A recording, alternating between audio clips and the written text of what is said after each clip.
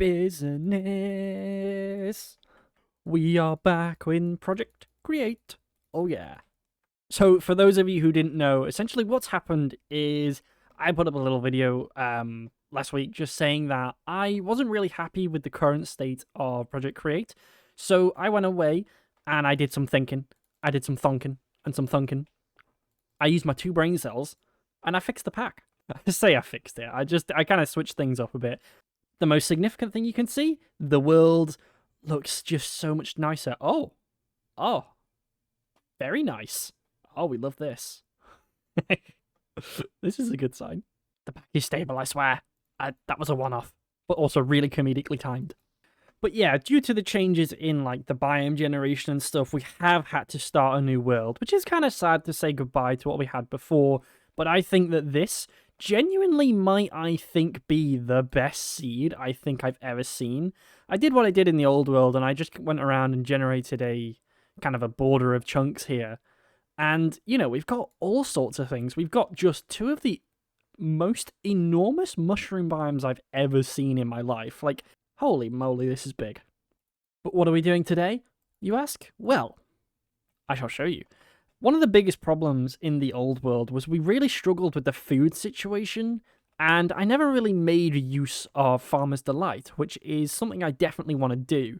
So I was looking into the mod to like find all different things that we could automate in it, and I think I'm going to try and automate this today, the chicken sandwich.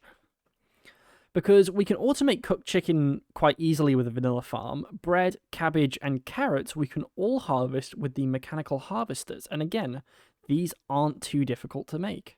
And I've got a really cool idea of how I want to lay this out. I think I want to make use of gantries and have some kind of moving components going off on a daylight sensor maybe. But I'm going to have to do a bit of redstone. We'll do some more thunking for that one, but it should look really cool. But the resource situation is not looking too great right now. Again, the iron is going to be a problem. So I'm going to head back down into the mines, do a little bit of mining. I'm going to actually look for an iron vein down in the caves. I think that'll be a really good one to get our supplies up and going. Bonk. Oh, there's been a disaster. Wait. Oh. Well, I really thought I'd have to go looking a lot further than my own mining tunnels for one of these. Okay.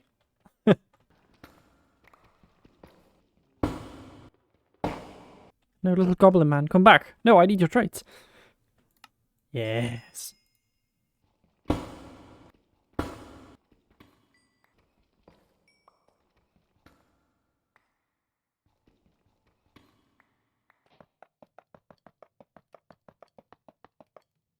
So, a bit of grinding and a stream later, you can see we've made some progress. That was perfect timing.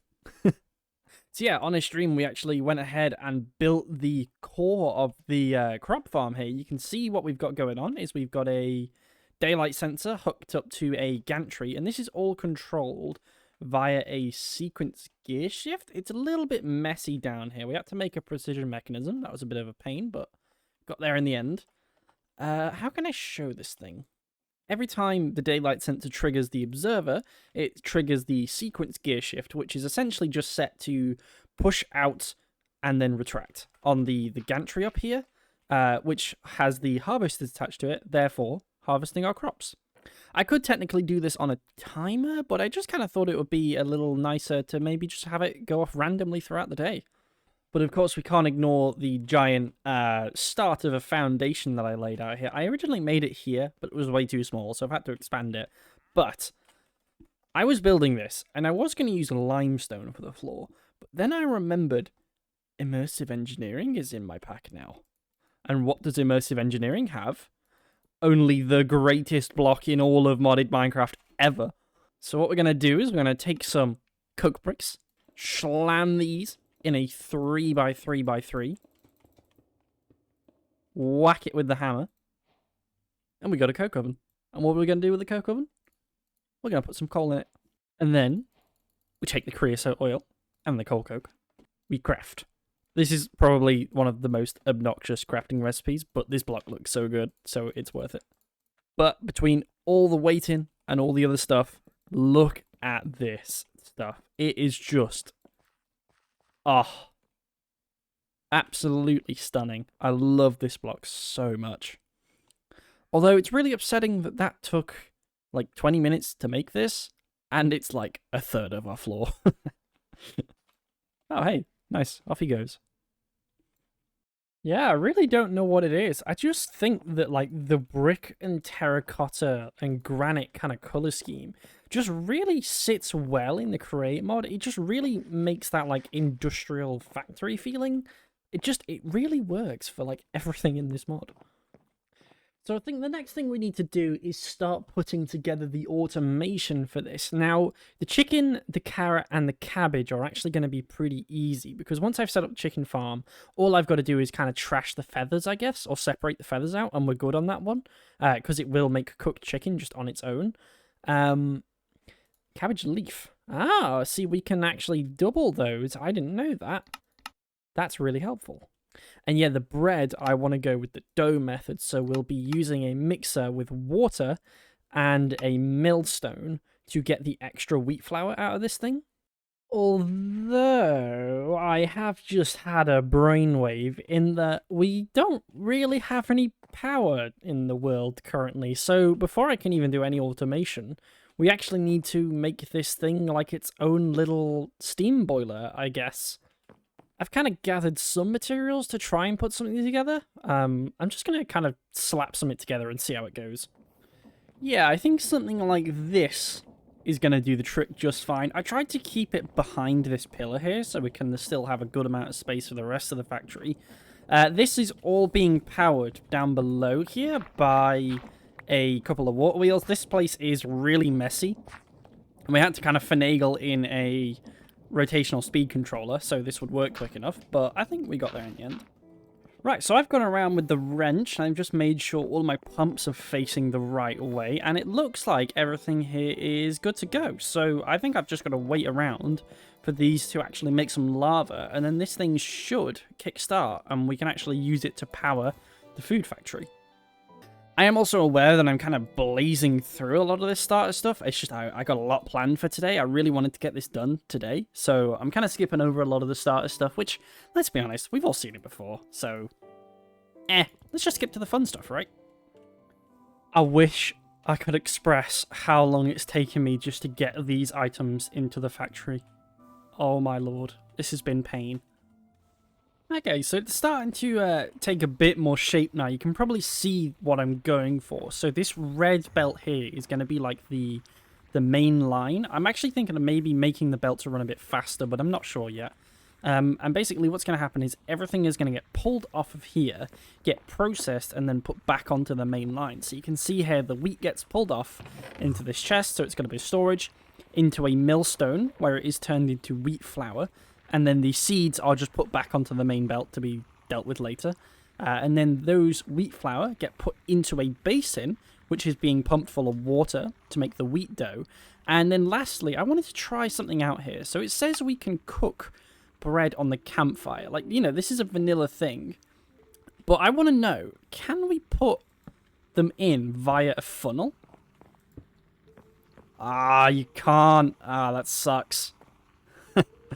Oh, well, it was worth a try. And I think with that fan in place, I had to rejig a few bits, but to get the fan in. But I think this is done now. It's making bread. And yeah, we just got to do... I think we got to make the lettuce leaf. Yeah, I want to put the cabbage leaf in one of these, because then it splits it into two and we get double the amount. The carrots are completely fine. They can just go straight through to the end. And then we just got to deal with the chicken situation, which shouldn't be too bad.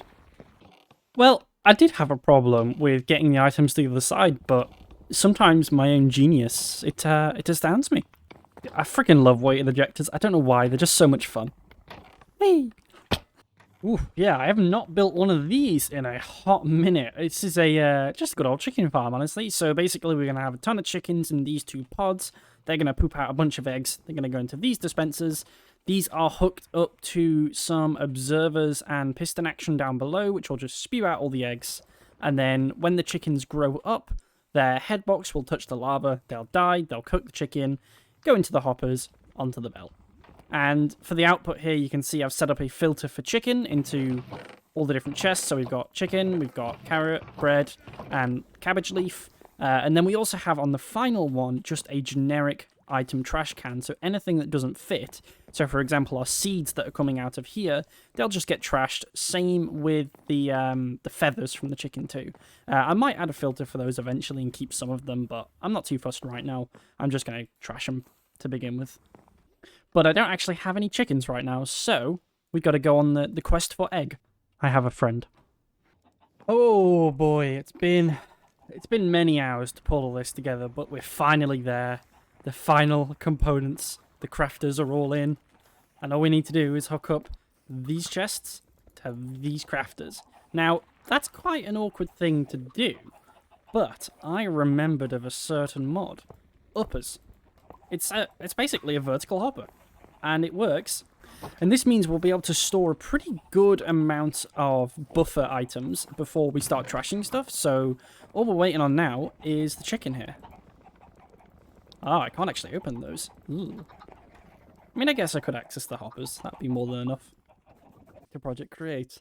You can see, since the last video, I actually added a roof to the building, and I actually really like this. We went with the sheet metal, and then in between these little sections, we've just got some wood palisade and some logs, and then we've just stretched the roofs up with some granite. I think I might go back and add a handful of terracotta, so we got a bit more of that going, but I do like it. The farm is working excellently. I have actually expanded it outwards, so each segment is now 4 wide. Did mean I had to extend the arm out there, but that's fine. It was only a little bit of stuff. And yeah, for the roof here, I've ended up going with this black sheet metal block because it looks really nice. Now, I did want to use the steel sheet metal because this is actually one of my other favorite blocks from Immersive, but you can see the black sheet metal is a very similar color and texture. Now, I do actually prefer the steel still because I like the little bits of texture it's got in there, but the dyed sheet metals here, we can use any type to craft them. So what I ended up doing was using the copper sheet metal and then dyeing it black, which is a damn sight cheaper than the stacks on stacks and stacks of steel I was going to need.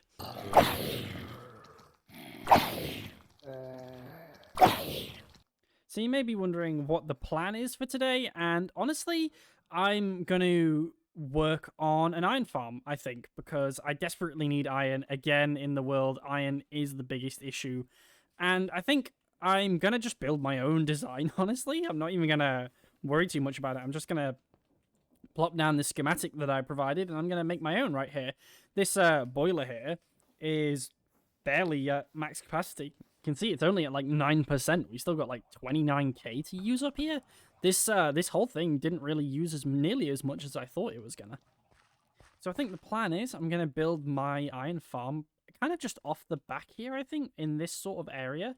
I'm not going to do it quite exactly how I showed it in my tutorial. I think I'm going to actually extend the amount of cobblestone generators on it so it's a little bit faster and it makes a bit more gravel. But for the most part, the core of it is going to be the same. But of course, to make iron, we need iron and brass and precision mechanisms. And you know what? Mostly kelp too. I don't have any kelp for belts. So, unto the ocean. Hello, kelp. You shall be mine. Alright, so I think I've collected everything I'm really bothered about putting in. The mangrove roots I'm just going to do some top slabs for. I'll show that when I actually do it. But, yeah, no, I think I got everything. Right as I'm about to record, rain starts, creeper blows up in my face. Brilliant.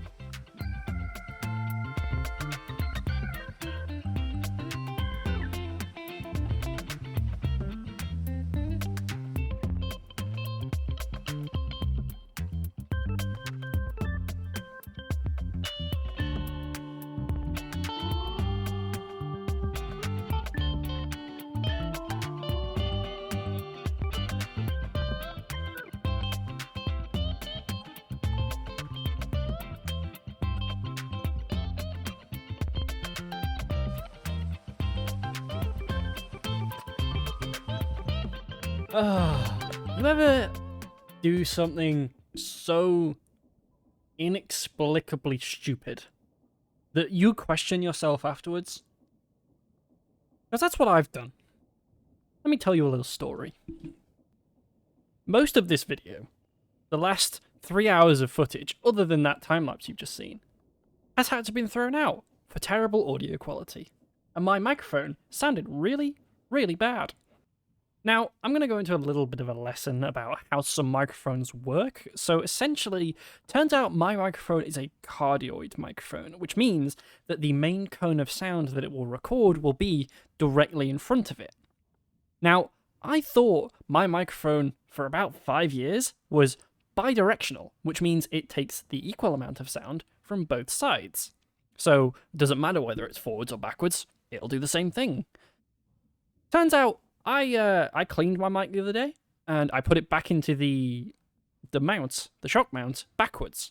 And it's been fine since then. I've used it for Discord calls. No one told me it sounded any different. Until I started recording, and then about 3 hours later, went to do some editing, and yeah, audio sounded terrible. And that was the day I learned that I have a cardioid mic, not bidirectional. I've learned this lesson the pretty hard way, but I still made progress. Now, I will actually walk you all through what I've done here. So obviously the major thing is we now have a massive building here. This is going to be a villager trading hall. Just behind the farm there, we actually have the world's worst villager breeder. But I will be moving it in here into this spot in the center. Oh, really? You're going to rain now? Right as I want to record? Thanks, game. And then, of course, the other thing we did... I'm going to show more of this off just in a little bit, because that is actually what I want to work on for the rest of the episode. But we also made this, the iron farm. Now, the roof to that building was made of cast iron stairs. And let me tell you, boy howdy, those are not cheap on the iron. So yeah, we ended up making the iron farm here, and I've even added a converter for blocks, so we can get iron blocks out of this thing. You can see it's working wonderfully. And I also, expanded it a little bit. We've now got triple the generators on here. We've got 12 on each side, making it a total of 24 cobble generators. And yeah, this thing is throwing out iron. I actually want to make a bigger one at some point. I think what I want to do is try and maybe make it with a double lane in the middle. So we'll have 2 lanes of belts in the middle, and then maybe like 40 or so generators coming off of it. Just really make it insane. But that's a project for another day. And you know what, just while I'm recording, I'm actually going to turn that thing off, because it is the succubus of all frames, and, oh yeah, look at that, I can actually move my mouse smoothly now. Wonderful. But yes, the villager trading hall here is going to be the next big project in the world. I actually took this design from an old build of mine, and I've kind of converted it. I've added our little gradient to it, and changed up some of the blocks, like the roof and the pillars and stuff, to match our aesthetic, and I'm really happy with the way this turned out. There is an upstairs that we can make use of too, but I currently don't have a way up there right now. I'd be adding a staircase at some point, but I just haven't got around to it yet. But yeah, the landscaping situation around here has got a little bit messy. That right there is our crummy little ravine starter base. It was supposed to be in a ravine. It's now open air apparently. Yeah, so we really got to get in here with some dirt and some stone and just fill this in, make it look nice.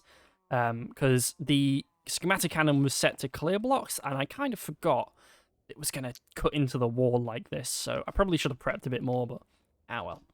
Yeah, this 20 dirt should do it, I think. Yeah, that actually wasn't too bad. I forgot that I had the building ones mod. These let you just place a ton of blocks at once. They're fantastic. And I even worked out a pathway. It's made out of the hempcrete block and concrete chunks. These are really cool, actually. They're like 3/4 slabs. I really like the way they look. Although stairs are going to look a little bit jank, but I don't mind this. It's not the worst thing in the world. I can live with that. Yeah, the villager breeder here, I've been thinking a little bit on this. And what I think I want to do is I want to replace the back door here with like a whole conversion station. So what we're going to have is underneath here, we're going to build in an adult filter, which will filter out the babies, and they'll be held in stasis until they become adults, and then they'll pass into a second chamber where we can request them. And then up the top here, we're going to have like a thing where we can interact with them, place down a bunch of different workstations. I'll get like a block or a chest filled with like a stack of every workstation, so we can do them at our leisure. We can convert, we can trade.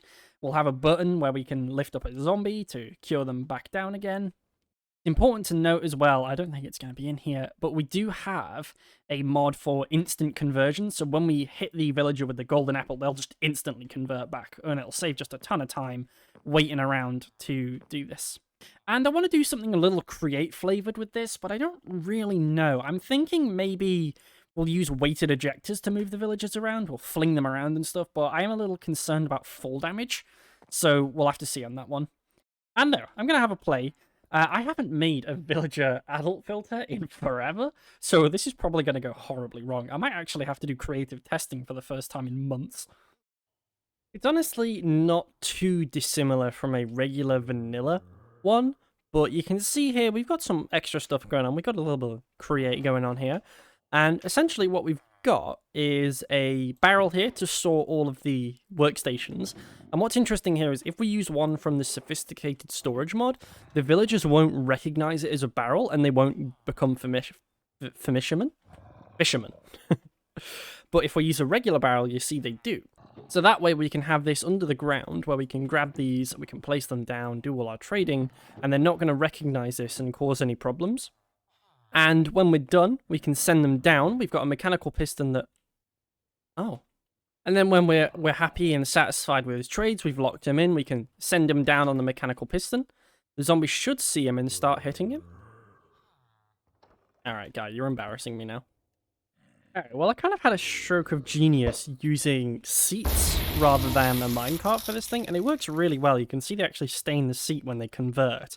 But I'm having some trouble with the zombie here, like with the attention. So you can see he's stood in here right now. If I drop this guy down right in front of him, he will attack immediately and convert, and he will come back up. However, the trouble I'm having is, like, if I drop this guy down over here, it takes him forever to recognize it. And, like, sometimes, yeah, it'll just stop, like this. Even though that's a perfectly good villager to slaughter right there. It just doesn't do the thing. It's just kind of frustrating, because I feel like this should work, but I just don't really know what else to do. Like, I could have a zombie for every villager, but then I'm going to have, like, 50 zombies as well as 50 villagers, which I don't know how bad to lag that's going to contribute, but... You can see all three of these guys are down right now, and he's just not doing anything. He's just focused in this corner, which I just don't know how to fix this. I have been staring at villager breeders for far too long. I am sick of them. I hate them. I want to never see one again.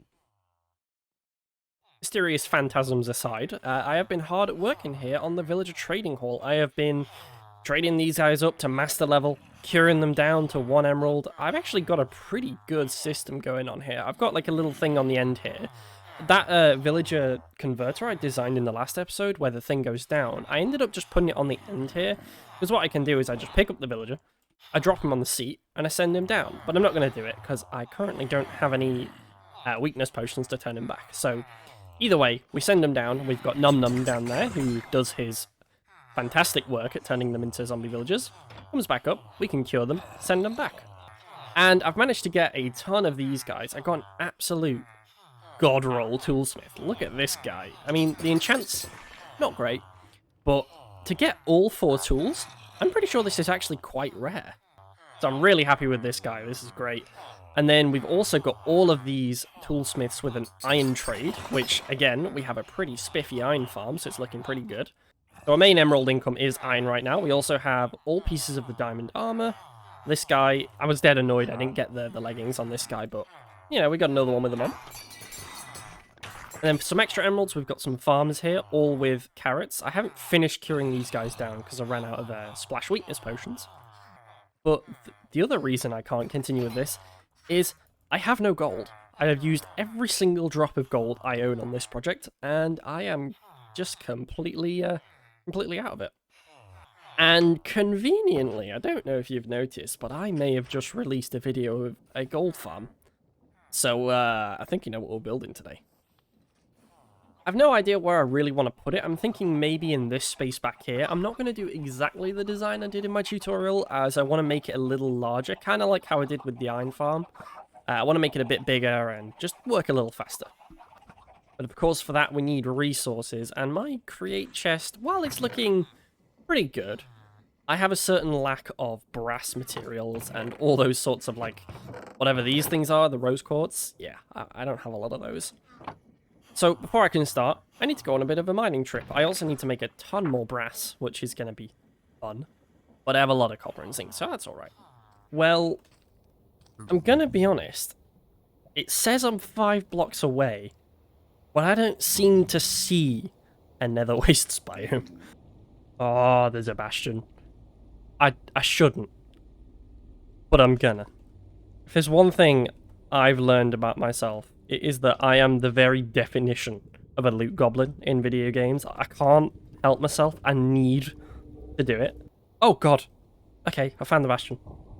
That was terrifying. Okay. Give me all that gold.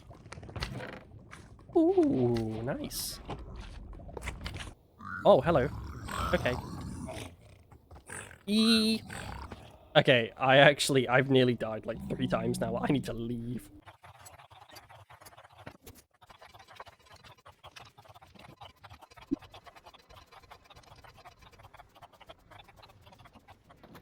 And a painful amount of crafting later, and we have these glorious toolboxes.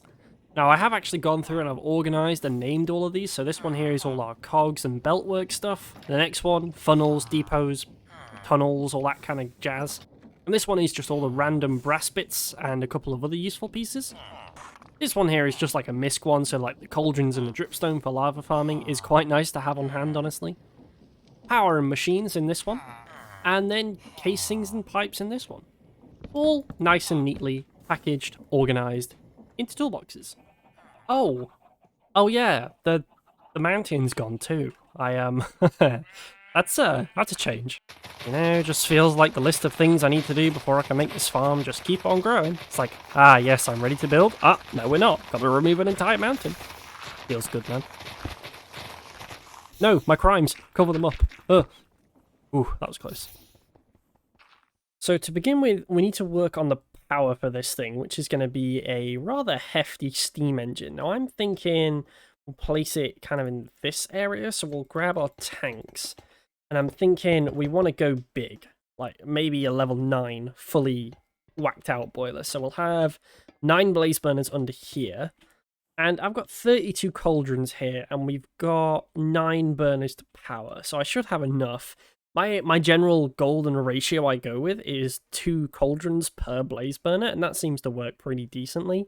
I'm going to go a little bit over, so rather than 18, I think I'm going to go with 20 cauldrons, so that will be 2 areas like this, which will be 2 by 5, and then we have a block space between, maybe. So under these cauldrons, we're going to have pipes, this will be taking the lava into the spouts, where the buckets will be made for the blaze burners. And then here on either end, a pump. I don't really know how I'm going to get the power to these just yet, so what if we go with some cogs? And then we'll have to do something like a vertical gearbox, and then this can go down underground and connect up to the power easily. So a little bit of work later, and I think I managed to finagle everything in just fine. We actually rotated the pump to now be facing upwards, because then we can link it up with the mechanical arm here. So this big cog actually diagonally powers that arm there, and obviously this smaller cog comes up to the top, which is going to make just connecting up those two things so much simpler. I forgot this. So we're going to have a hopper coming out the back of here, and this will be the filter for empty buckets. So empty buckets will get placed here, they'll flow through onto this depot, get lava bucketed, pulled out via a lava bucket filter here onto this depot, where they'll be grabbed and put into the blaze burners.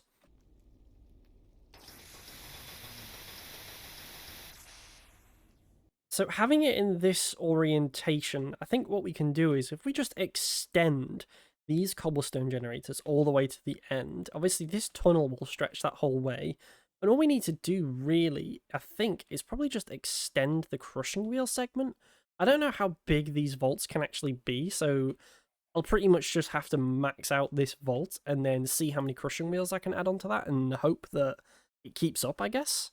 Approximately 10 hours later. So, when you sometimes just go into, like, that brain-dead building mode and words just don't happen? Yeah, I sort of did that, and I pretty much finished the gold farm.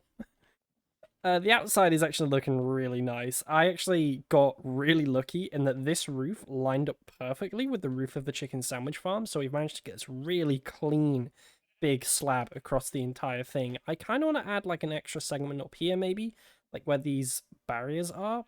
Barriers? Where these pillars are, I kind of want to bring these up and have another section here, maybe. But for the most part, I'm really pleased with the way this is looking. Like, I love this front section where we can see the generator and the cauldrons. I haven't quite finished all the way around. It's very plain out the back, but we don't think about that right now. But the inside is where this thing really shines. I'm really actually quite happy with the interior here.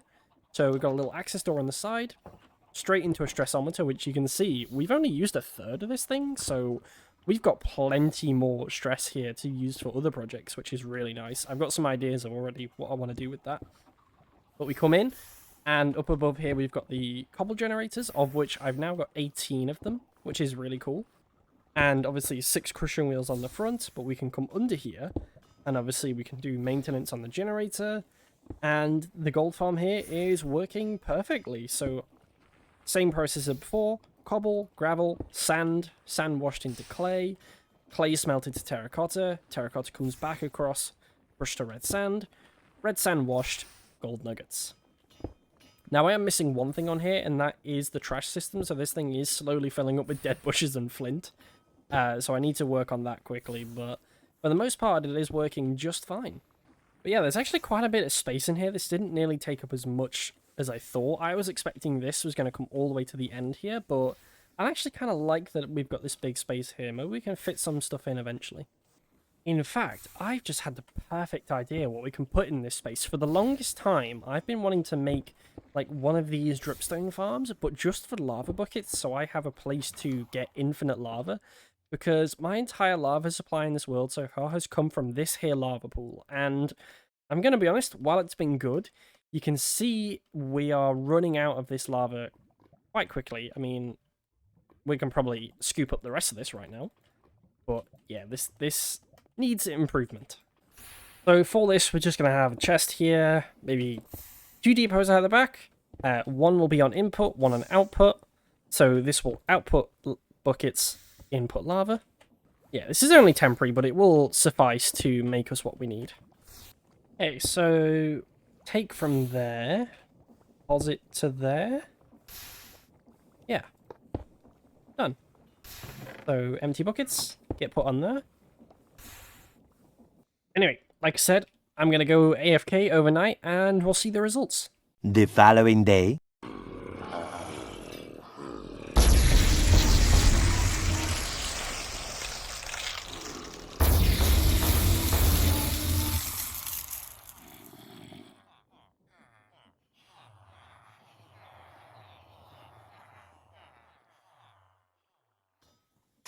And with an overnight session fully AFK'd, we have a ridiculous amount of iron and gold now.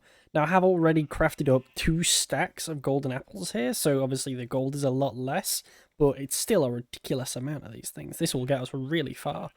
And as for the iron, yeah, I'm not going to need to run that farm for a good while now. But one of the other things I did was I made a fun little automation back in the factory here. We've got this crazy looking contraption here. I'm not even going to try and explain what's going on. All that you need to know, it's making this. Splash weakness potions. So all we need to do is take a water bottle and pop it on there, and we get ourselves splash weakness.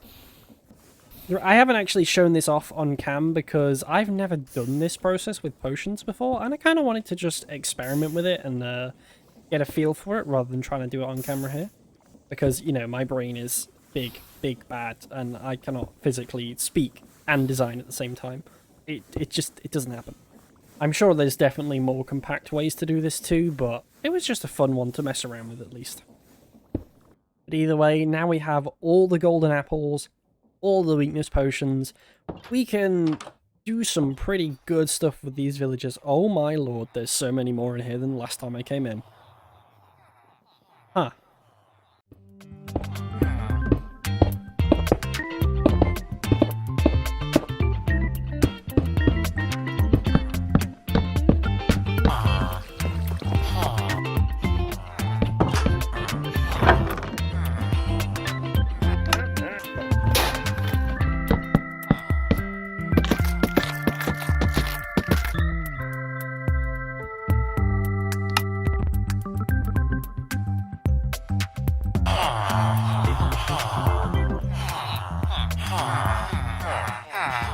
Welcome back, everybody, to Project Create. For those of you who don't know, I've just done a huge update to the Modpack. So if you want to take a read, pause here and have a look. But for those who don't like reading, such as myself, I want to show you one of the cooler things I've added, the Better Combat mod. Check out these weapons. We got a Claymore, a Great Axe, and a Great Hammer. And all of these weapons have custom animations and sounds. Oh yeah. Like, look how cool this is. It's so good. My favorite by far, though, I think my new weapon going forward on this save is going to be the Great Hammer here, just because I love the bonk noise. It's so funny. Bonk. It's so good. And this thing is actually beastly as well. I've upgraded it with some enchantments here, and you can see it's 15 attack damage. Not great speed, but amazing range. And you may notice the absurd number of librarians in my backpack. And in that same stream, there was an incident. Name, formatting, setup. Oh, very cool game. Yeah, bruh. Yeah, so I wanted to add a data pack to the world, which allowed me to give like custom names and stuff to my items, much like we got here in the Create Private server. And I didn't know this data pack, when you enabled it, or when you started it, it would spawn this whole structure made of bedrock.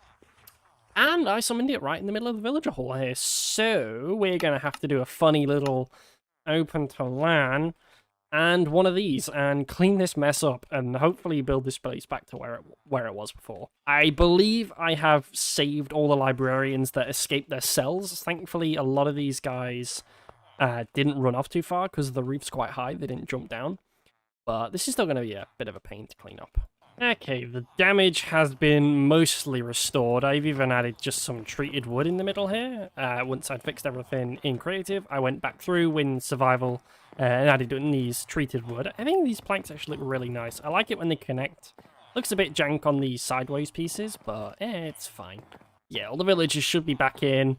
I even went ahead and fixed the elevator here, so that's kind of nice. And we got the backpack. There's nothing left in here, so we can actually carry on with bonking some stuff.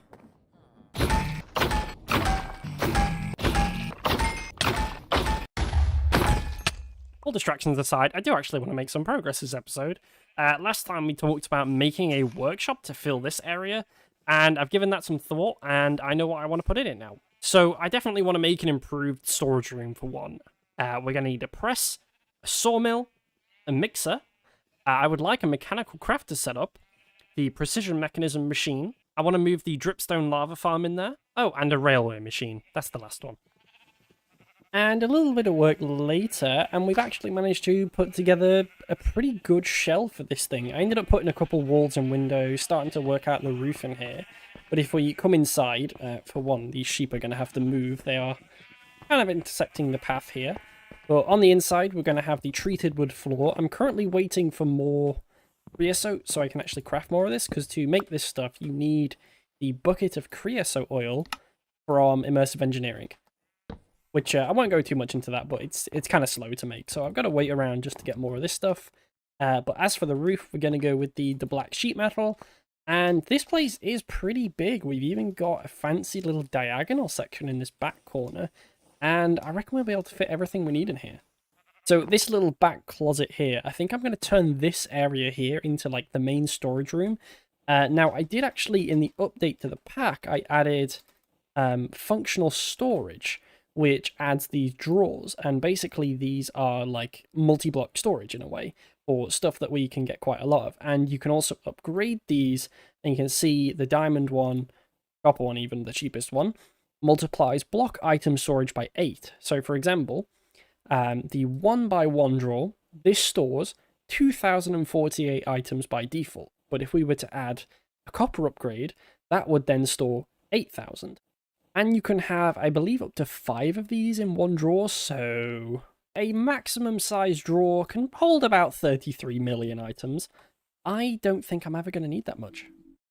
And either way, I have made some drawers, and I'm going to try these out. So I've actually gone with the framed ones, which means that we've been able to apply a custom texture to them, which is really cool. So we've got the immersive engineering hempcrete and stripped mangrove log, which I think looks pretty nice. So we place down the controller, and we'll put all these along the top, maybe like this. I want to have a space down below, because I actually want to put chests along the front here. And then we bind, and then I believe we have to click on every individual drawer. And this adds them to the network. So now, if we, for example, take some chicken sandwich, put 2 in there. If we hold right-click on the controller, yeah, they go into that drawer, and we can pull them out, and we'll do all kinds of stuff. But by default, these 2x2 drawers only have an inventory of 512, so I've gone ahead and made some copper upgrades. That zombie is really loud. So if... Anyway, as I was saying, made some upgrades, so we just shift right-click these in. No? Ah, okay, there we go. You can see they've got a little copper icon in the bottom to show what upgrades they have. So we'll put 1 in all of these, and see how many we have left over. Oh, okay, I can afford to put 2 in each of them. And of course, we can swap these out for gold, diamond, or even netherite ones later down the road, but the copper ones were cheap, and I could get a lot of them. Oh. 2.1 million? Okay. Huh. Wait. What? 2.1 M? Surely that's not million. Unless I've massively miscalculated how this works. My math earlier must have been really off. Huh.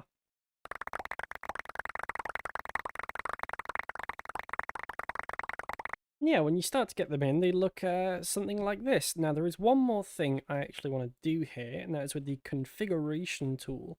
And I believe if I shift-click the controller, all of the drawers now are locked, which means that even when they reach 0, they're going to retain what item was in that slot, and then nothing else will be able to take that spot. So these slots are all designated for these items now, even if we run out. And I've got a lot more item sorting to do, but for now I'm going to leave it, and I'm going to carry on with the build, which... Oh yeah, I changed this and I didn't actually show it off. I totally forgot to show this. I actually have changed the exterior. It'll probably be better to show it in the daytime. But I actually changed this front bit now to have these large sloping roofs, much like the chicken sandwich factory. I kind of like that we've been able to tie the 2 buildings together. It kind of makes everything just flow all as one a bit, whether you've got these same elements reappearing again, like we've got these sloped roofs here and here, we've got this kind of framed roof all over here and here. It looks really nice. And in this space, actually, I never mentioned this, we're going to build up a gate to go over this area, and we'll have a path out to the wilds that way, but I just haven't got around to that yet. But I want to do some machine stuff. I'm fed up of building. I want to automate some stuff. And that is exactly what I've done here. I've actually gone ahead and just started some of the most basic stuff. So we've added in a sawmill here. All we need to do is for the logs in this side, they go straight across. Over here, we just got some whisks set up. I don't really feel the need to automate these. If I've got 4, I can probably make what I need just on the spot. If I need more, I guess I'll just set up a temporary machine. And then we've also got a little metal press going on here. It's kind of awkward because I didn't really plan like walls that allowed me to hide wiring. So a lot of these are actually scooted forward 1 block. I've actually got kind of lucky with the sawmill because we put in this interior wall, and anything I build on this side will be able to just grab from here. If I take the wrench, there are actually cogs inside here. Oh, I think I broke it. You know, this might actually be the coolest one so far. I really love this. We've got the hoppers coming down, and then I've actually used the upper to get the extra storage here, which is really nice. And of course we've got the chutes at the top for the input items and all that stuff. Oh, I can put a double chest here. Yeah, this one looks pretty cool. Something wasn't just quite right with this precision mechanism machine, and I've gone back and I've actually added all of these, what are these called? Placards, that's the one. Added all these placards with the different items in, so obviously here, gold sheet, small cog, big cog, iron nug, precision mechanism. And then we've got the same going on for the track maker here, which I actually use an identical system. I've just swapped out this last deployer for a press, because that's actually what you need to make the tracks. You need to put in a stone slab, iron nugget, press it, and then we get a track. Now, I haven't actually made one of these yet, so I do want to do that. And just for the sake of having one to put on the placard, we're going to take some stone slabs here. We'll pop one in there, and then the other one can go in there. Bonk, bonk, bonk. Track. Nice. You know what? We've got loads of stone. I'm just going to make as many of these as I can.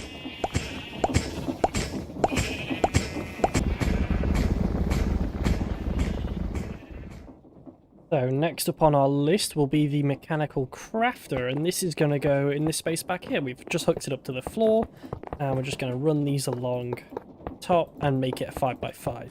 I don't believe there is any recipes bigger than that. I may need to check though. Yeah, looking through all of this, it doesn't seem any of them go more than that 5x5 of the crushing wheel. This seems to be the biggest one. So I think this should work. We actually just need to make some of the covers, which what they allow us to do is block the slot so that it doesn't fill in when crafting. Alright, so things are getting a little wacky in here. I've started to put together a kind of bulk processing system. Now, I actually did some pretty intense math on this, and I worked out the exact speed this belt needs to be at to process a full stack of items as it travels along this belt. That being a stack of 16, because we're using chutes, of course. Yeah. So the idea is that we're going to put the items in the top, blah, blah, blah, some stone, whatever. They're going to come across here, and because we've actually got this wall at the back, the items are just going to sit on this belt if they reach the end. So even if this overflows, it's fine.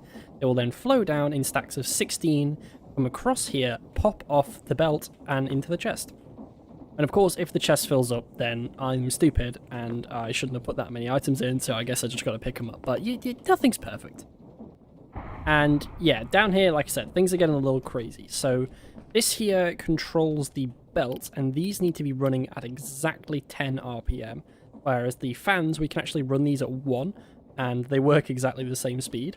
So we can save on a ton of SU on these fans. Like, these only use 2 each, but they should work perfectly. And of course, we've got this air gap here, because this is where we're going to put the lava, the water, the campfires, and the soul campfires to process all the items.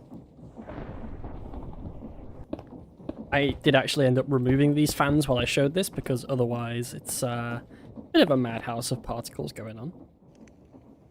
But of course, the coolest thing about this design is that it is actually fully tileable. Now, I have actually finished this whole thing. I didn't intend to do this, but I'm going to take you on a little journey, right? So in OBS recording software, you are able to identify certain programs which won't be picked up by the audio.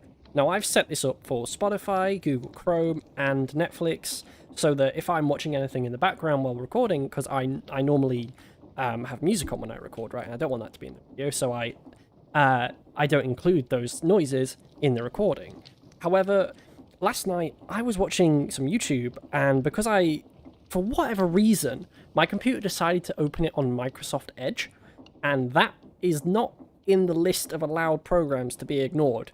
So everything I recorded last night had YouTube in it. Yay! So I've had to kind of scrap those clips, but that's fine. Like I was saying, this design is fully tileable, and yes, before you go type in your little comments, I will be making a tutorial on how to do this eventually. I got some other stuff I'd like to do first, but this is definitely going to be in there because I'm really proud of this design, and I think it actually looks pretty nice. So the idea is, if we grab ourselves some cobblestone, which is in the fancy drawers here, they are looking great. We throw items in the top chest, and you'll see they make their way to the back. We've used the wrench on these funnels, and they actually have a little glass window on them, so we can see the items inside flowing downward, and then they come towards us, which is, I think, is a really nice visual touch that we actually get to see them processing. And using that exact belt speed of 10, it is perfect enough time to process 16 items, which is what comes out of these chutes, in exactly 4 belts, right before they come through the things here. I think because we've got glass panes behind those, the items are kind of popping off the end of the belt, which isn't ideal. I need to find a way to fix that. I might honestly just switch out the top bit for like a barrel and a funnel and stick a chest on that, but it should be fine. I'll do that in a second. But for the most part, this is looking really good. I'm really happy with the way this has turned out. We do still have some space left in here, however, and here is where we're going to put the dripstone lava farm thing, so we can refill our buckets. But I'm not going to get to that just right now. I want to do some other stuff first. But for today, you can see things have changed down by the beach here in that we have a bridge. A very, very, very long and large bridge. This has been my life for the last age. I've been placing down schematics for this train bridge, and you can see on the map, this goes all the way over to the Mushroom Island, which I talked about a while ago, as I want this to be the main hub of the world. So yeah, we kind of need a train to make our way over here, and you can see there is like a little T-junction area here, in case we ever decide to build a farm over at this monument. And then of course, where it hits the corner here, this goes diagonal into this peninsula of the island. So just because I want to show you how truly huge this bridge is, and just the insane amount of resources that have gone into it, which is honestly in the thousands, I have prepared a very, very basic little setup of things so we can do some train stuff. And hey, look at that, quest complete, super glue. I'll go ahead and take that, some XP and some slime. Very nice.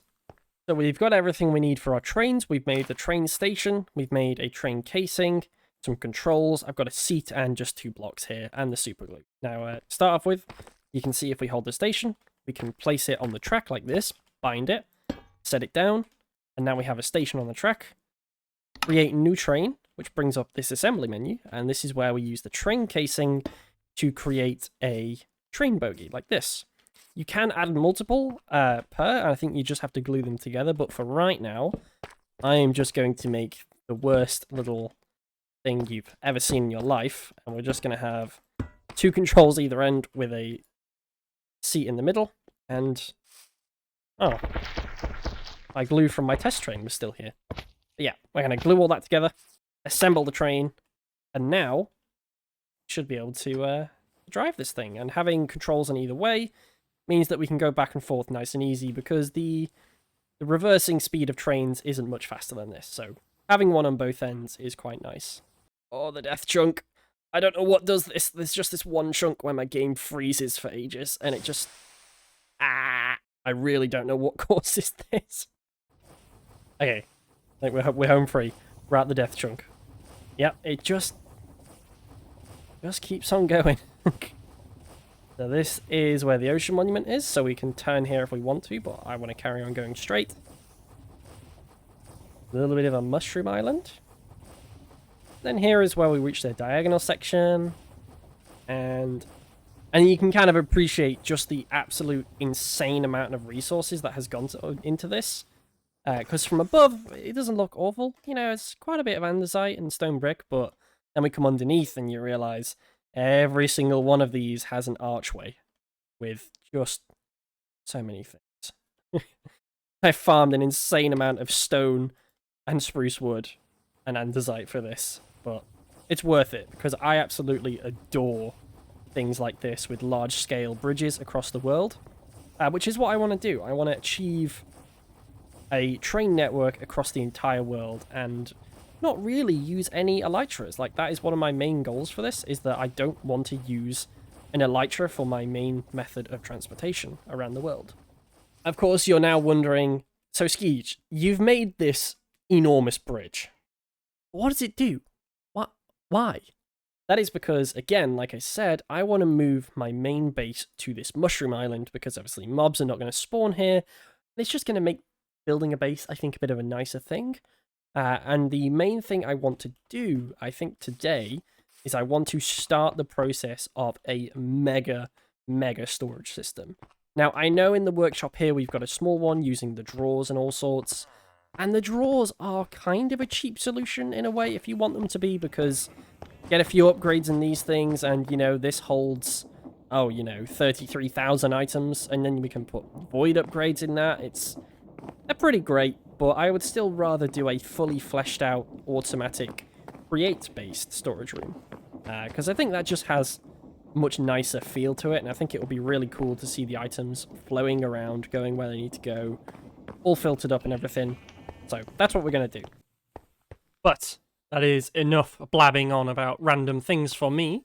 We actually better make some progress if I want to get something done on this today. So we're going to jump on the train, head over to the Mushroom Island, and start putting together a basic idea for this storage room. Now, I do want the train to be able to drive into it. That is going to be one of my things, is I want to be able to pull in, get off the train, and then we're in the storage room. That is my only real caveat for that. So I think I'm going to boot up a stream, which, if by the time this video comes out, you should be able to watch back if you want to. And we'll get started. We'll start laying out a layout, maybe make a nicer train as well. Should be a lot of fun.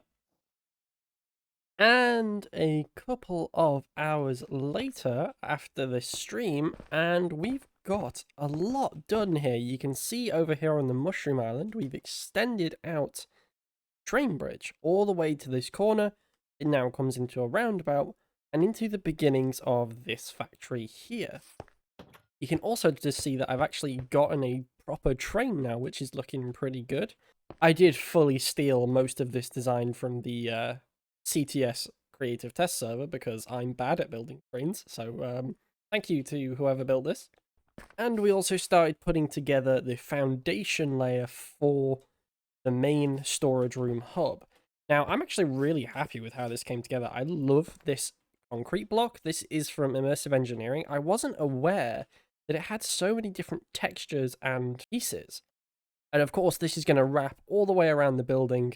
It's going to stay the same level, however, it will reach down and meet the ground. But I have since realized, we started to put this together, and I realized just how big this space I want to build in is. It's going to come like all the way back to the ocean there. And it's going to be just a gargantuan build. And I don't have nearly the resources to do something like that. So I've kind of put together a bit of a list of things that we're going to need to farm in order to make this build a reality. Obviously, we're going to need some kind of a wood farm because we're going to need to use that wood to automate the creosote oil and the treated wood. Of course, just a basic cobblestone and stone machine, gravel and sand, clay and bricks would be nice to be automated, even though I can buy bricks from the villagers. I don't think I have enough villagers to buy enough bricks for this whole build. And then also a quartz machine would be nice because then we can automate andesite, diorite, and granite. As I do use granite in this build, and andesite, obviously this being create, would be very useful to have as well.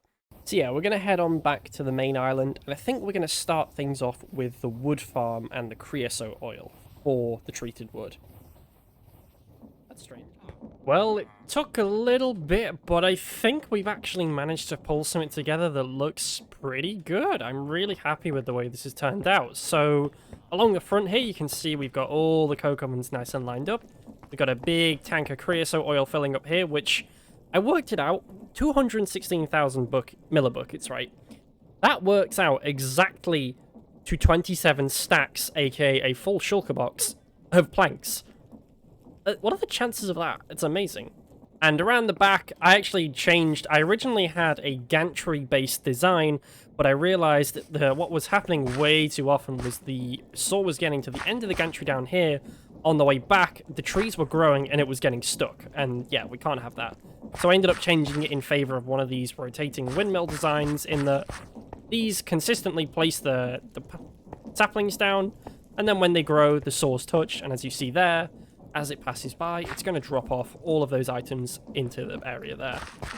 We go into the underbelly of this place. It gets a little bit kooky. But essentially what's happening is all of those items are coming out under the interface here.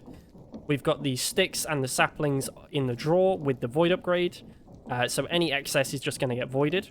I believe it will always plant the saplings first before it takes them out in the interface, which is really nice.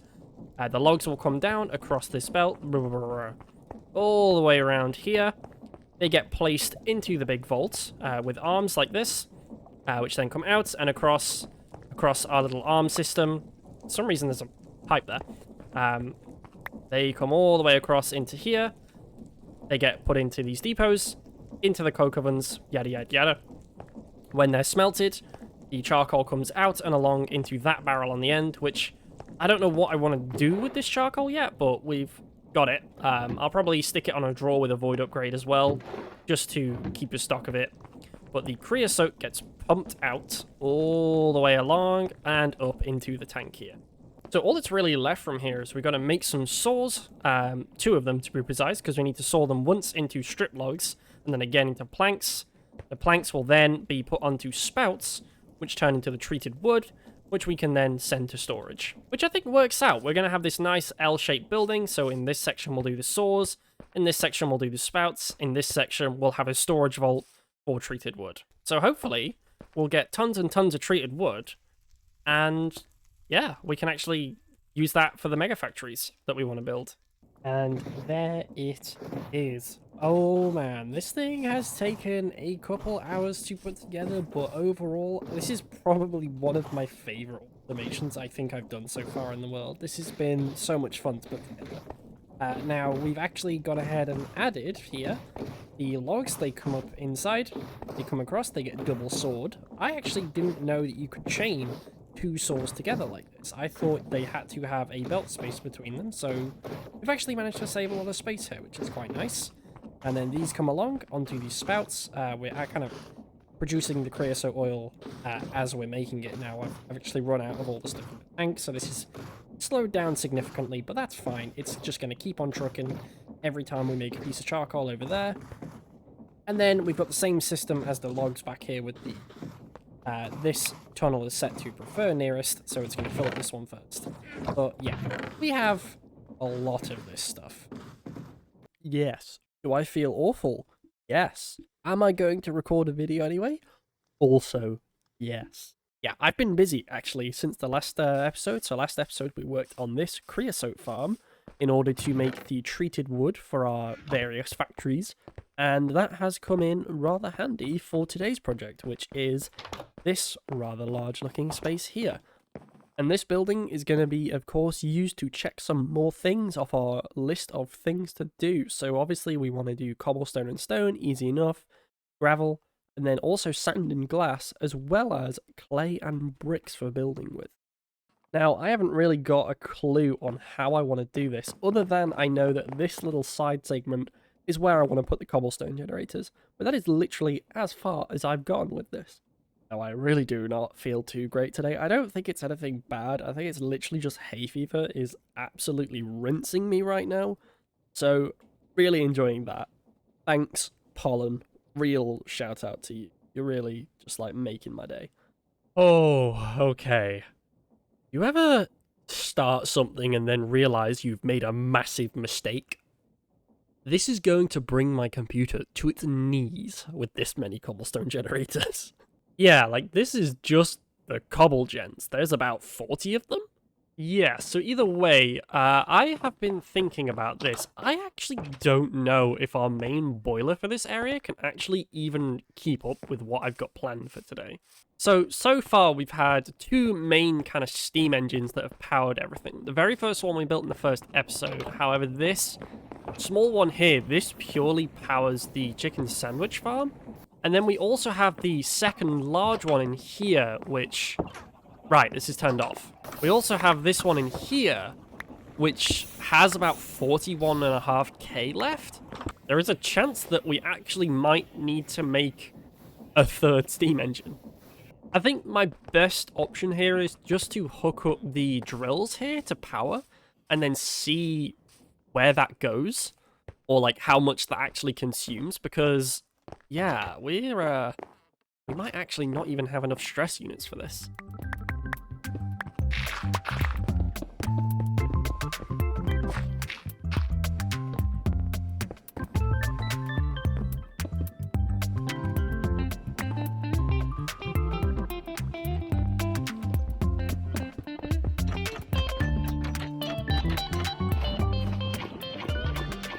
Oh, this is looking quite monstrous. I have actually added some locks onto this just so it's not spewing cobblestone while we're building, but I gotta know, how much is this thing spewing out? Quite a lot. Oh boy. My belts not keep up? Oh no. I don't think my belts are keeping up. They aren't. Ooh. Just spewing it, man. That's beautiful. Okay, I've set up a temporary just little belt across the front because I have to know how fast this actually produces items. Oh, okay. that's you know, a little bit quick. I've created a monster. What the frame's looking like. You know what? That's not as bad as I thought. We're still getting a solid 70. I'm impressed, actually. Yeah, this is more like what I had envisioned. So we've actually hooked up the cobblestone generator to a big vault now as well, and we've also now hooked up the gravel generator. Now I'm using millstones for this, purely so I can do a double layered system like this. We've got 10 of these things running, which is chewing through cobblestone. Something rotten. This vault is already 9% full, which that's a lot of stuff. That's like easily probably 2,000 or 3,000 gravel already. And I just dumped my backpack on here to empty out all the cobble in it. Ooh, no, that's pulling out deep slate. Uh-oh. So from here, our next step is to take some crushing wheels and turn this stuff into sand. This is where I'm really going to be worried about our SU, because I've already chewed through a lot for this, so I genuinely don't think that's actually going to be enough. So we do have this little space off the back that we can pull from, although I don't actually know how many crushing wheels I have. 2. Yeah, probably not enough. But what I'm thinking is we'll take the outputs around the back here, and then we'll set up maybe 6 crushing wheels here, bring them all the way out level with this pillar. In fact, I'm going to make that 5, so then we leave a blocked space back here to run our shafts and stuff. Turning the gravel into sand is now complete. This actually was a bit of a pain. I originally had it going vertically down, but I couldn't actually get the items there neatly. This was about the best solution I've got. So we've got 2 outputs from the gravel one into some tunnels, which do a even split amongst the 6 crushing wheel. So obviously 1 chain goes to 3 of these, 1 chain goes to the other 3. And these are set to round robin, so it will evenly distribute the gravel between them. Although it seems to look like it's probably creating gravel faster than this is using it. But that is fine, because we are setting up all of these on a stockpile switch to turn on or off these things as and when they're needed.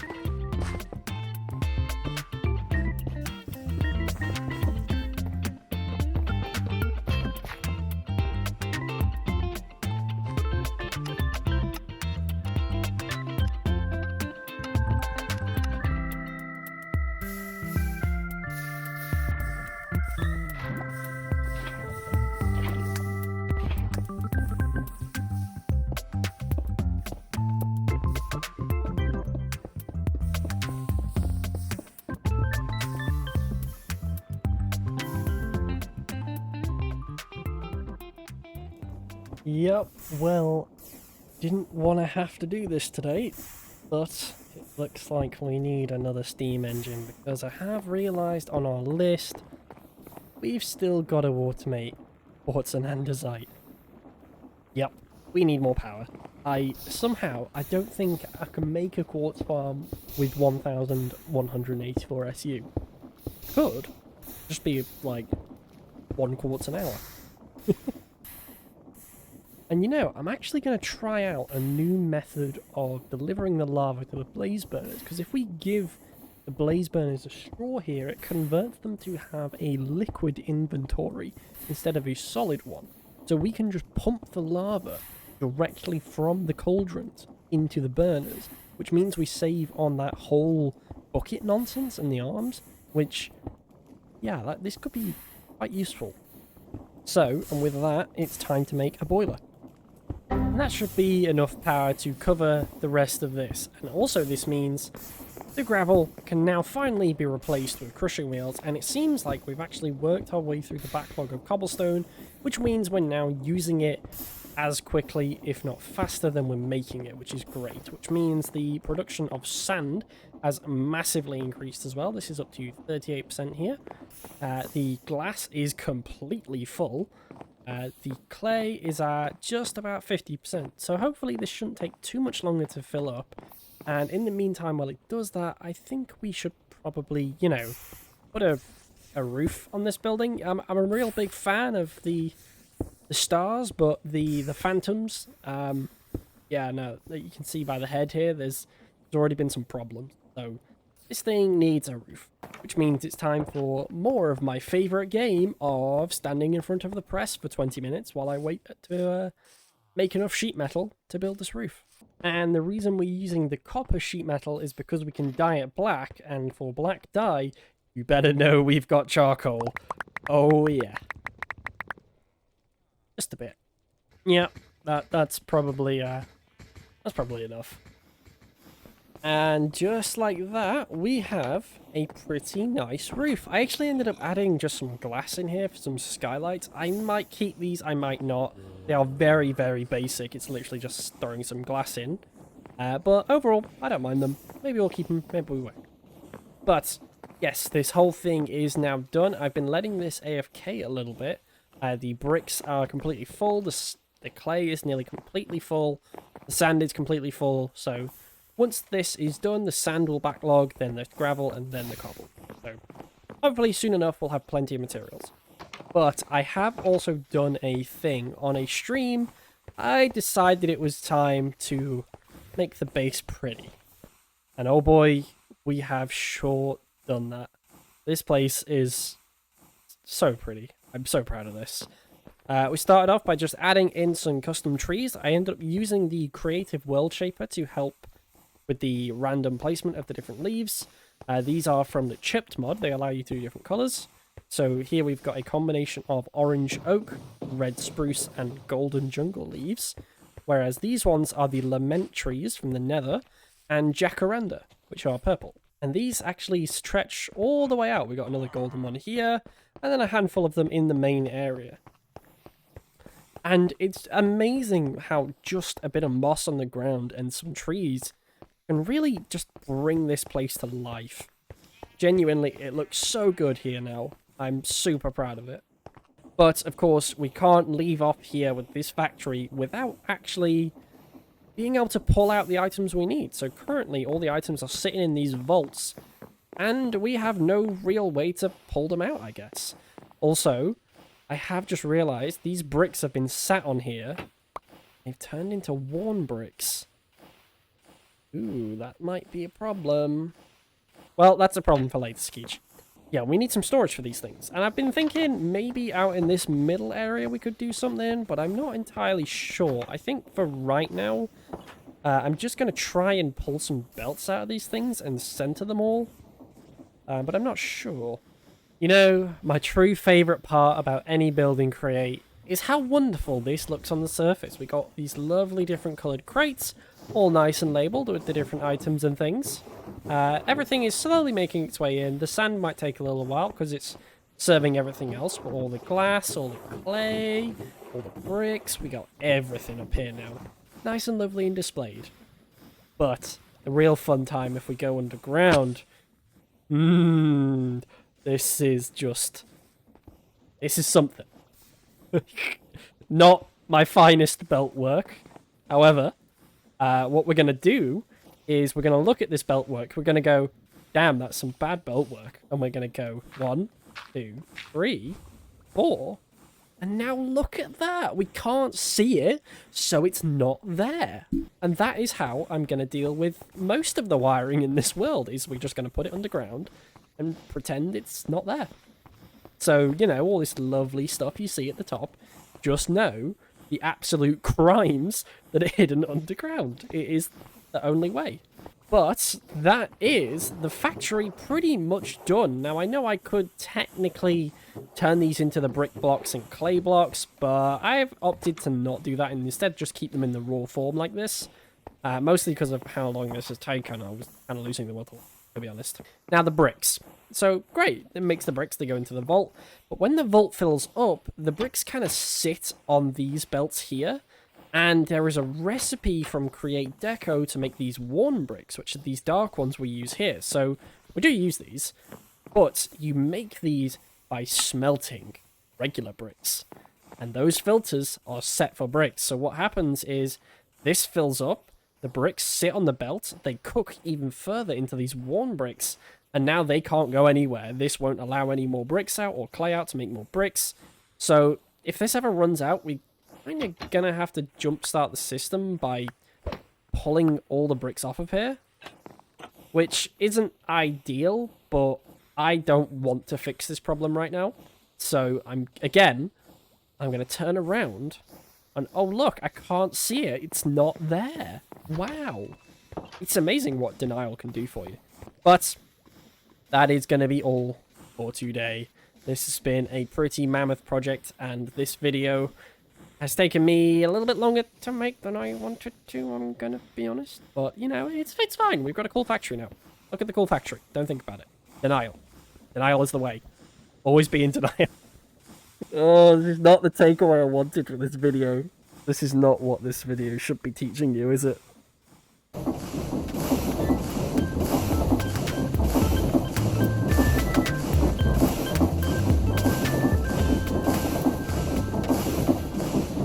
Welcome back, everybody, to another episode of Project Create. And in today's episode, I've actually got some pretty fun plans. We're going to do some adventuring today. We're going to do some exploring, some boss killing. Should be fun. And for those of you who are wondering why my skin looks like this, it's a whole thing in CTS, the stream series. Yeah, watch those if you want to know. I'm not explaining it. But yes, today we are going to be delving into the Twilight Forest. However, before we can do that, there is a couple things that I want to address. As most of you may know, I have recently updated Project Create to a new version, which now includes the questing system. So we're going to take a seat at our little pond of relaxation, open up the quest book, and take a look at this thing. So essentially what we've created here is the start of a quest book, in which we have multiple different tabs with these mastery rewards for completing each tab. So in the world already, obviously I have already done these things, so I just went around and collected up the items for these. And we've actually had enough stuff to fully complete the andesite and brass age tabs. And today I want to work on this one, the Twilight Forest tab. And essentially when we complete these quests, we collect the item and we get a bit of a reward. It depends what the quests are. They've all got custom texts and names and everything. And for completing those, we get the mastery, of course. And in the mastery, complete every andesite age quest to unlock this. You can just simply tick that. And as a reward, we get a random legendary weapon and an artifact. Now, I want to go through and claim all of these. The immersive engineering tab is not yet finished, so the item is a bedrock. So if any of you geniuses out there know how to get the bedrock item in survival, I guess have a free artifact on me. Like, sure, if you can do that, then you deserve an artifact and a weapon. But we have 2 legendary weapon and artifact drops that I want to roll. Oh, my food's done. So we're going to claim these right away, as I actually want to use these while exploring the Twilight, because I think having a new fancy weapon to do that with could be kind of fun. So we're going to claim the artifacts first. What do we get? So we got the Crystal Heart. Oh, that's a good one. And a Charm of Sinking. I can move freely in water. Okay. I'm guessing this seems to be like move freely in water. I guess that just removes the water slowdown effect, but this one, the crystal heart, we get like extra hearts for this? Oh yeah, look at that. We're regenerating right up. That's 5 extra hearts just for wearing the artifact. That's kind of nuts. Okay, what do we get? So we got the Watcher. Unique effect Omen. Chance to rip the life from a target. Grant some absorption. Siphon the health. Okay, so this one is kind of like siphoning health from enemies. That's kind of cool. And then the Plague.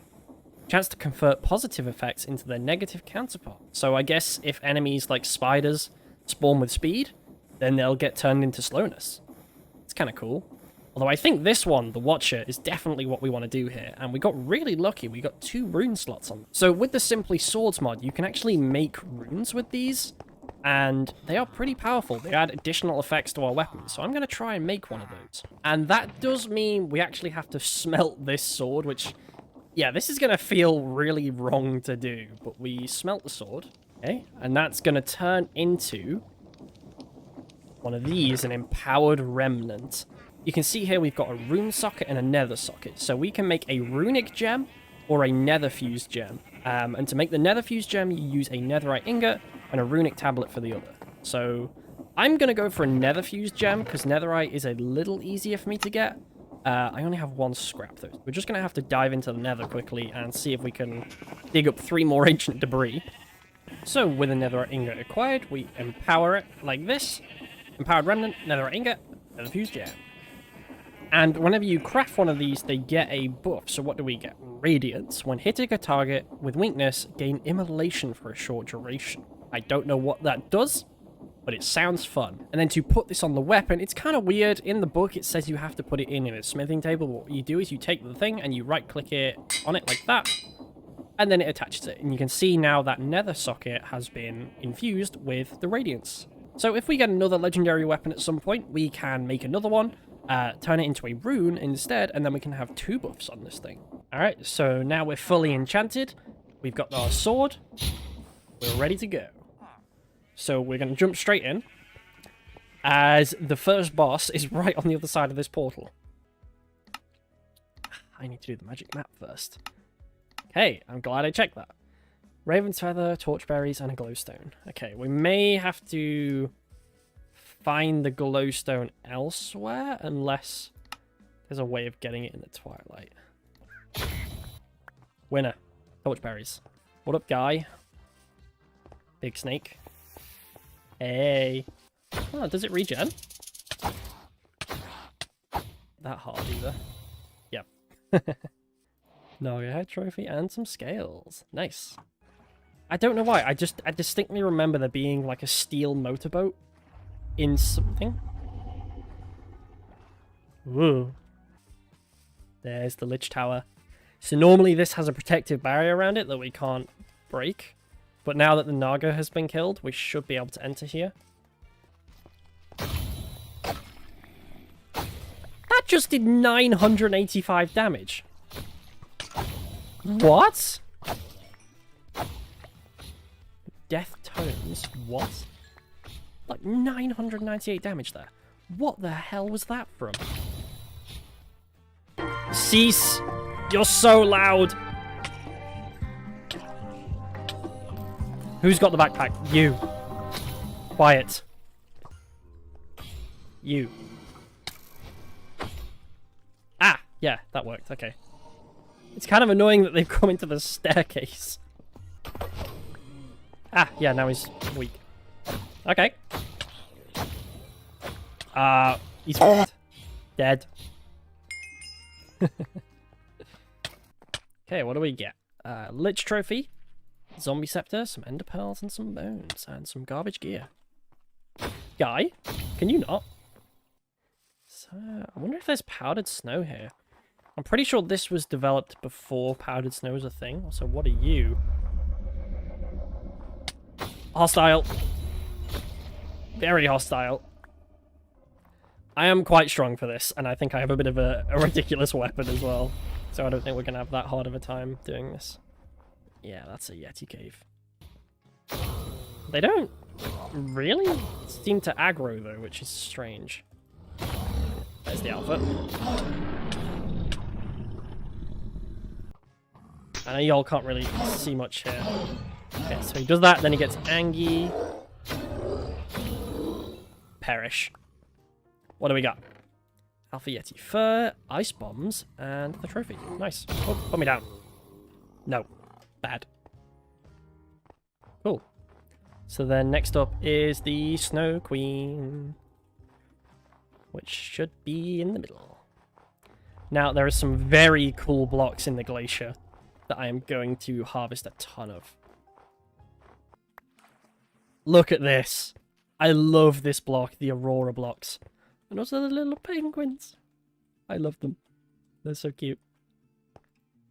But yeah, these things change color depending where they are in the world. They can be like reds, purples. They're so cool looking.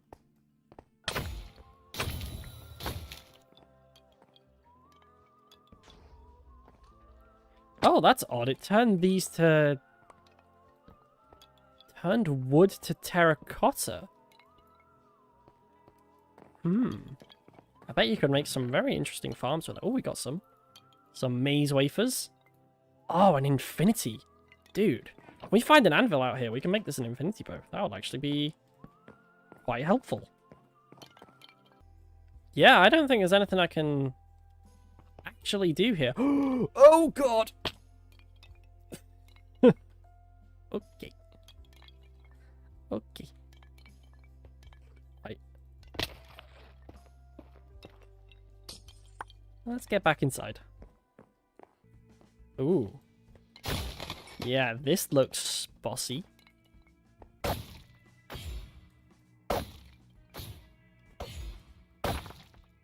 Get down it.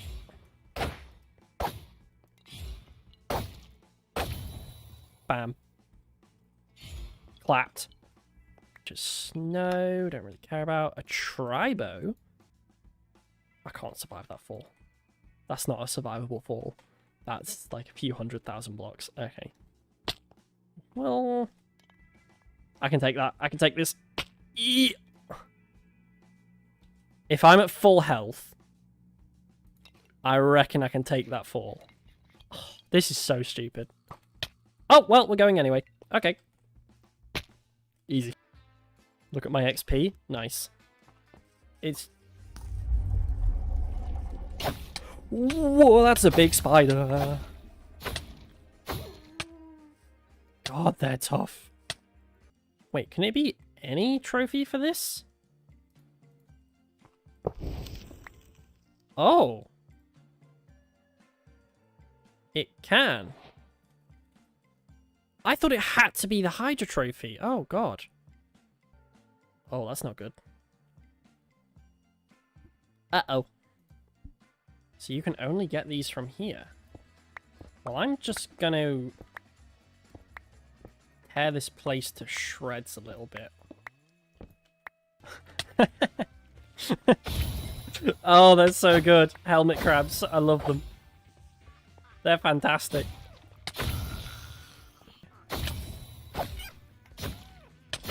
Oh, they're kind of tough. No idea what room the actual Night Phantoms spawn in. I'm assuming I just need to keep going down. Look at these insane parkour skills. Oh, okay. Oh, they're actually kind of tough. My God, a slightly challenging enemy. Oh, there's a big boy.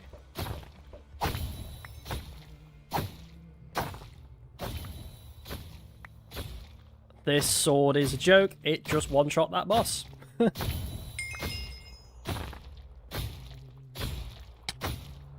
How are his little minions tougher than the actual boss? That's so funny. Now I'm going to find my way out of here. Which, honestly, I'm going to take the cheap way out. I'm going to set this to escape tunnel. I'm going to get deafened by that. Oh my God, why are you so fast? And tough. Oh God.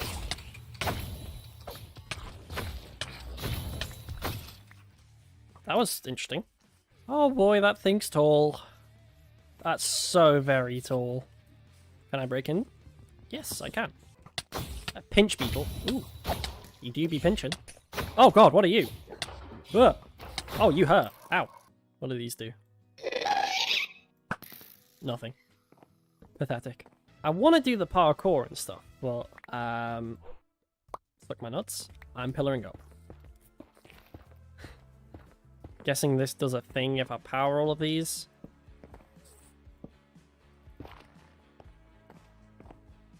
Oh! Oh! Okay.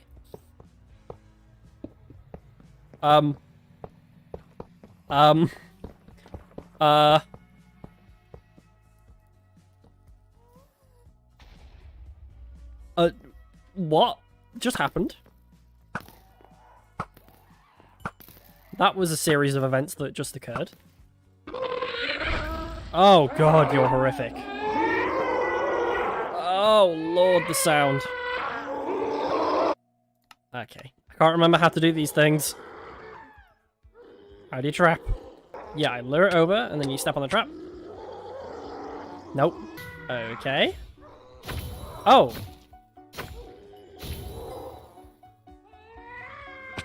That's charged up, so now I... Ah. That's so loud. Yeah. We're going down. Nice. Loot chest. So we get more Carmonite, we get Fiery Tears, and the Ergas Trophy. Cool. I don't know about that one, Chief. Ouch. Ouch. Okay, we gotta regen again before we do another one.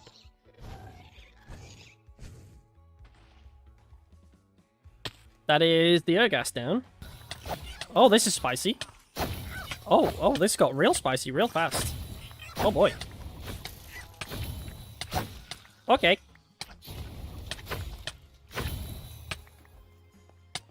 Huh.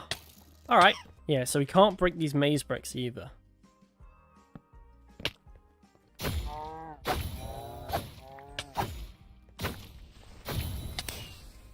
Oh, I do have a map. Lol.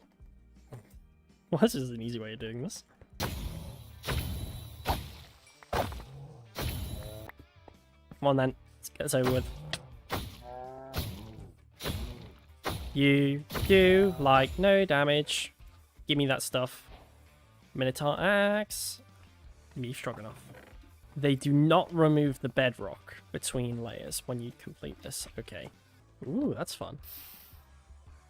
It broke.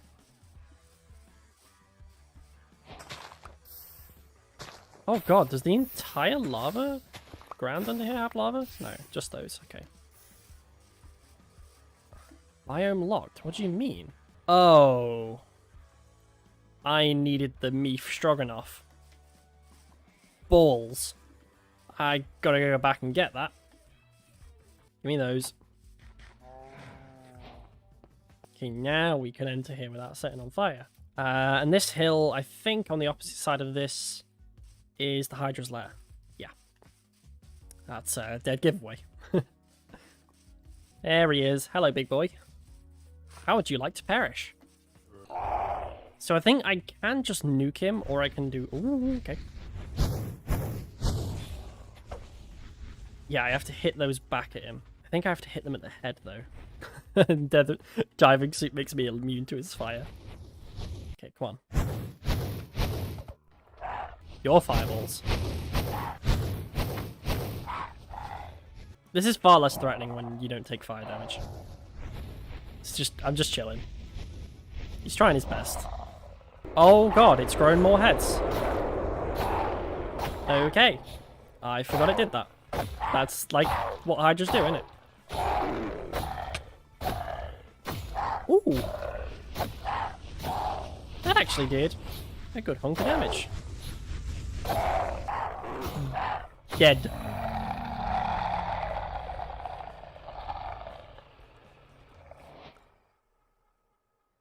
Nice. So what do we get for this? We get Hydra Chops, we get Fiery Blood, and the Hydra Trophy. Very nice. and the Hydra Flame pattern. This is the one I wanted the most out of all of them. And the axes, to be fair, too. So we have a Giant's Cloud up there. Should be nearly there. This is quite high. This is very high, actually. Although I am going to play the game of can I take that fall or not. So we have these giants, and they do use my skin, so... hopefully they're not too tough. Ooh, they do hurt, actually, a little bit. But they're not too tough. Okay. Nice. Right, we've got everything we need from here. Time to vamoose. Oh god, I don't know if I live this. Oh, I wouldn't have lived if I hit the ground there. Now, these look like regular stone tools, however. So we've done that, so we can claim this, and we should get more of those. Oh god, what are those? Cave troll. They have a cave troll. Now we should be able to break into here now. This might take a little while. Yes. We have this. Little loot vault. Some more of that stuff. And there we go. The Lamp of Cinders. That's what we came for. So I can click it on an individual one. Or I can click and hold to do a big area.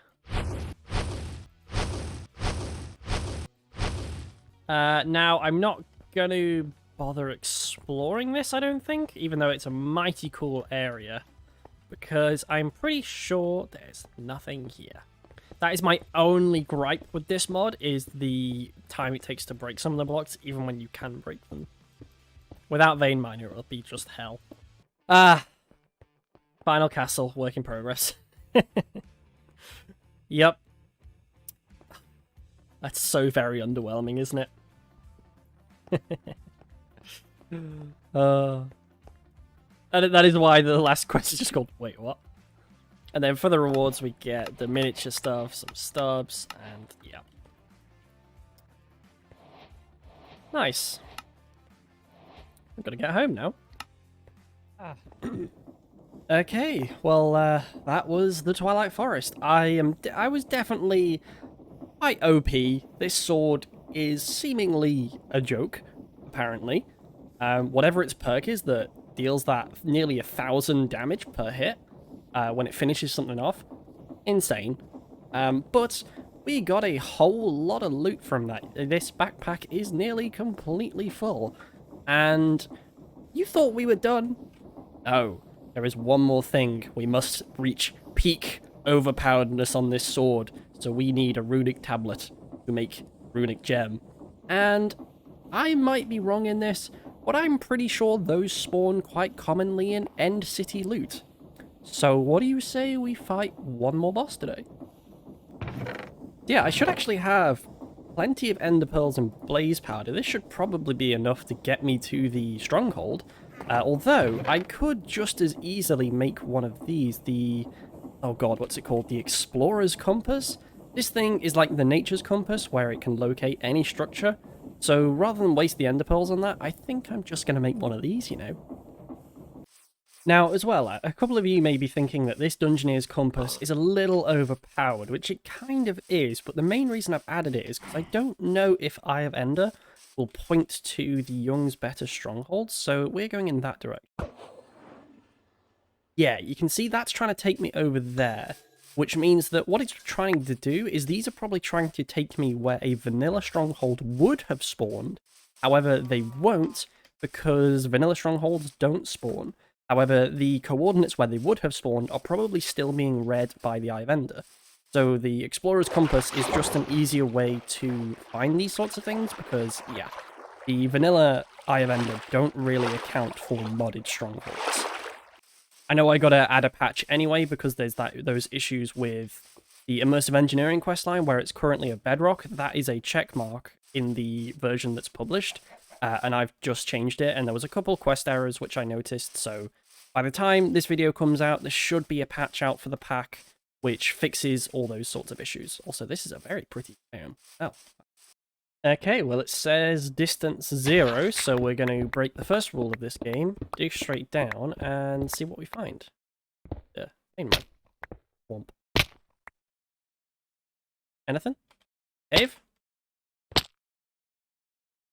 Stronghold. Nice. That's one way to do it. Oh boy. Oh wow. Oh, this is new. Yeah, I have not explored one of these Young's Better strongholds before. This is so cool. Wow. That's really cool looking. Alright, well, I'm going to just take a run around this place, see if I can find any more loot chests, have a look, because I might get some of those runic tablets here, actually, depending what the loot's like. So we're going to take a run around, see what we can find, and hopefully I'll bring you guys back in when I eventually find the portal room. It might take a while. Okay, well, did some exploring, and we found the portal room, and I'm kind of glad I made a lot of these eyes, because I only had one in the frame. Let's open this up, and let's go.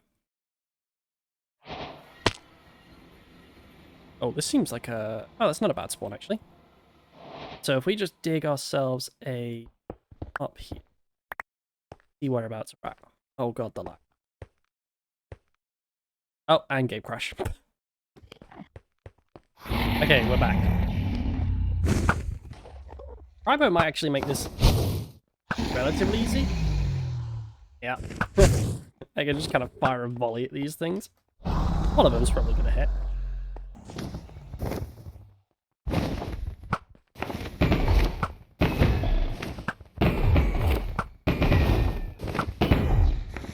Okay, and...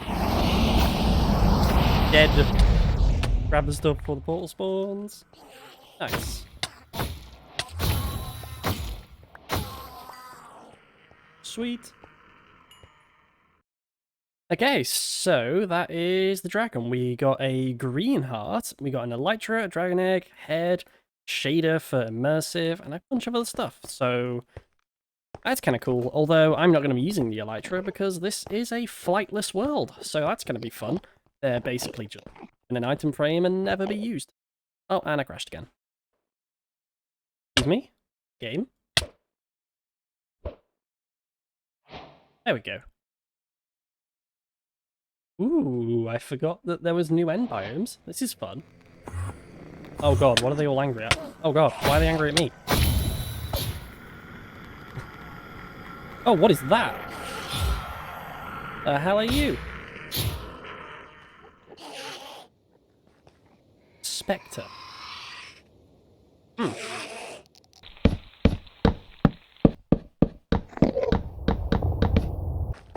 Alright, so we got an end city. Looks like a relatively decent sized one. I mean, we got a ship as well, so another elytra wouldn't hurt, even though I'm not going to use it. And some shulkers. And we should be able to dispatch of these guys pretty easily.